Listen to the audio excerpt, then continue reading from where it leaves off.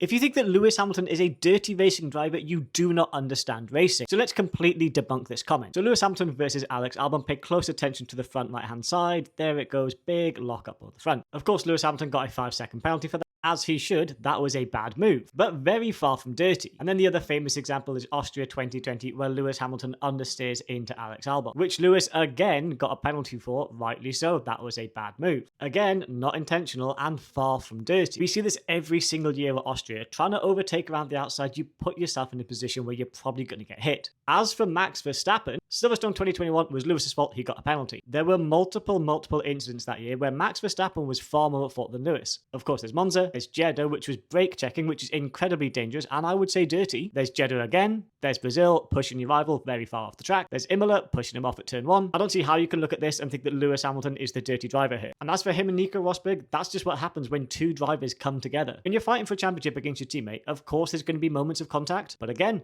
none of them were deliberate and none of them were dirty. So out of Lewis Hamilton's almost 400 race starts, over 100 wins, 200 podiums, a couple of racing incidents for which he got penalties to does not equate a dirty racing driver. Lewis Hamilton is proving, even now at 41 years old, to be one of the best, cleanest reel-to-reel racers in Formula 1. He's hard, but he's fair. And of course, Alex is going to come on the radio and say that Lewis is a sore loser and he doesn't like being overtaken, because in the heat of the moment, the adrenaline, they all do this. I can guarantee if you were to ask Alex Albon if he thinks that Lewis Hamilton is a dirty driver, he would say no. And if you'd like to be a dirty driver, don't forget to drop me a follower on the road to 50,000.